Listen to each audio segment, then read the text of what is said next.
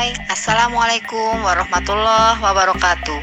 Ketemu lagi bersama saya, Asy Susiati.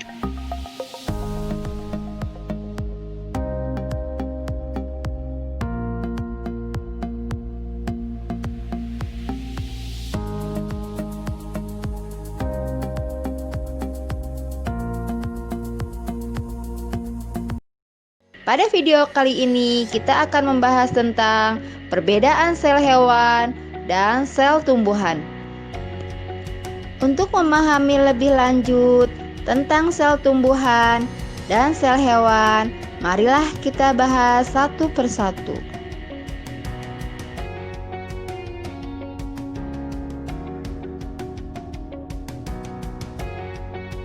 Sel tumbuhan.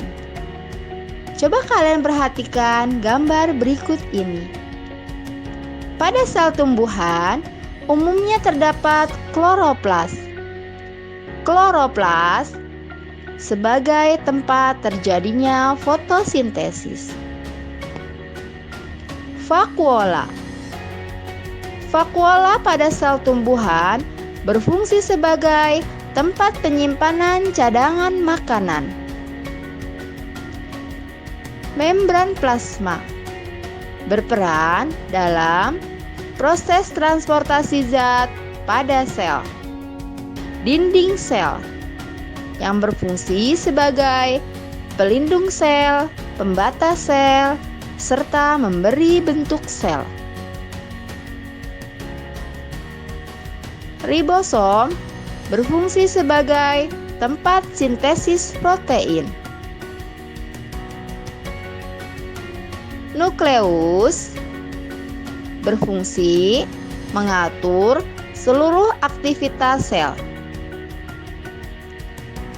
Mitokondria yaitu sebagai tempat respirasi sel. Badan Golgi berperan untuk proses sekresi sel. Pada sel tumbuhan terdapat retikulum endoplasma, yaitu retikulum endoplasma halus dan retikulum endoplasma kasar.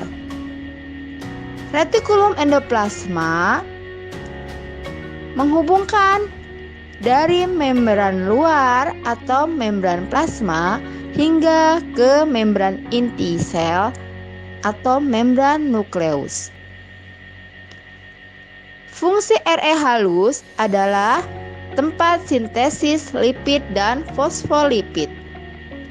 Sedangkan Re kasar sebagai tempat melekatnya ribosom.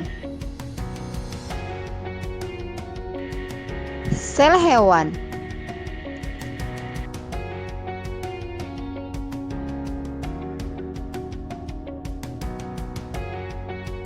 Pada sel hewan terdapat nukleus.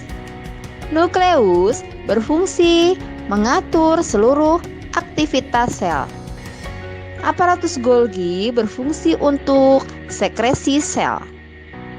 Sentriol berfungsi untuk proses pembelahan sel.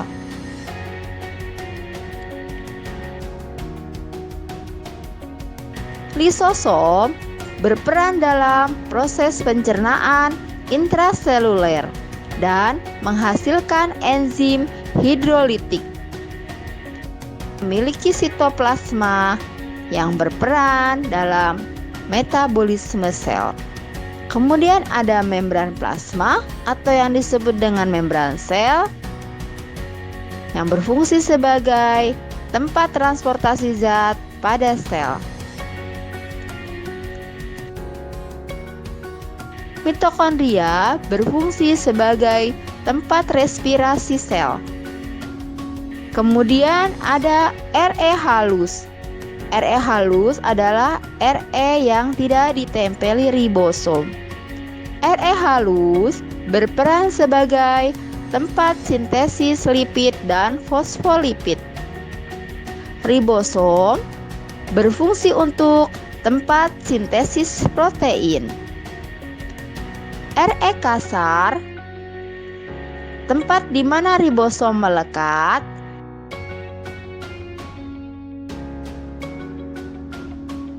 Oke, selesai sudah materi yang kita bahas pada video kali ini tentang perbedaan sel hewan dan sel tumbuhan. Ditunggu ya, materi selanjutnya akan kita bahas tentang membran sel dan transportasi melalui membran sel.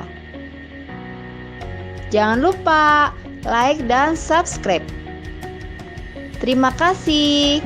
Wassalamualaikum warahmatullahi wabarakatuh.